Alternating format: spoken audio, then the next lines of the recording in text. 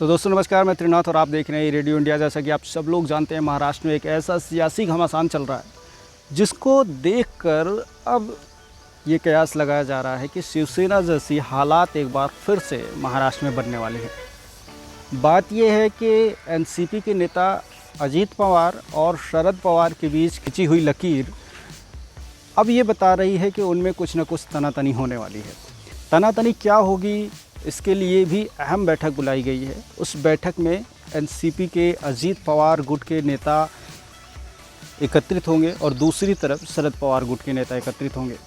इस बैठक में ये निर्णय लिया जाना है कि अब पार्टी के आगामी जो रणनीति है क्या होगी, दिशा निर्देश क्या होंगे।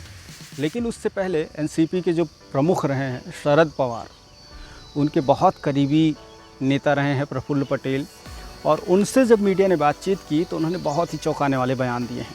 अब इसमें सबसे पहली बात यह है कि प्रफुल्ल पटेल ने अपने बयान में बातचीत में मीडिया से कहा है कि शरद पवार को उन लोगों की मंशा के बारे में पूर्ण जानकारी थी। यानी कि अगर मंशा के बारे में पूर्ण जानकारी नहीं होती तो पार्टी में नेताओं के शामिल होने से पहले ही कुछ ना कुछ खेल हो जाता। अच्छे नेताओं को तोड़कर अजीत पवार ने भारतीय जनता पार्टी को ज्वाइन कर लिया और मंत्री पद की शपथ भी दिला दी उन्हें। तो अब आप ये समझ सकते हैं कि अगर ऐसा नहीं होना होता तो आखिर क्यों ये सब काम होता।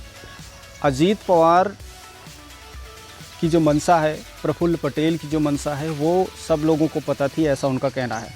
प्रफुल्ल पटेल ने कहा है कि शरद पवार उनके गुरु हैं और जब भी किसी भी तरह के मार्गदर्शन की आवश्यकता पड़ेगी तो वो शरद पवार के पास अवश्य जाएंगे।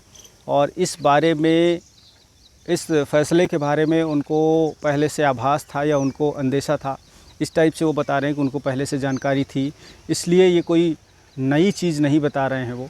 और सरकार के बारे में जाने का जो फ़ैसला था उनका, वो बेहद चौंकाने वाला ही रहा है। और अब ये माना जा रहा है कि पार्टी पर दावेदारी किसकी होगी, अजीत पवार की या शरद पवार की, इसको लेकर के मंथन चल रहा है। अगर ऐसा हुआ तो शिवसेना की तरह कहीं ऐसा ना हो कि अजीत पवार जिस तरह से एकनाथ शिंदे शिवसेना से अलग होकर भाजपा में शामिल हुए और मुख्यमंत्री बन गए, और आज उनके पास शिवसेना का चुनाव निशान भी है और असली शिवसेना की दावेदारी भी है, यानी कि असली शिवसेना भी उनके पास है।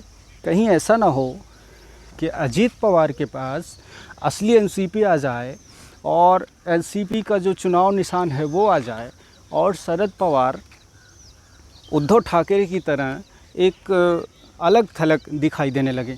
तो सियासत में कोई भी कयास लगाया जा सकता है, सियासत में कोई भी परिवर्तन हो सकता है, लेकिन महाराष्ट्र की जो सियासत है उसमें जो उथल पुथल चल रही है, उन सभी चीज़ों को देखकर अब ये अंदेशा लगाना बड़ा मुश्किल हो गया है कि किस पर विश्वास करें, किस पर भरोसा करें, किसके साथ चलें और किसको अपने मन की बात कहें।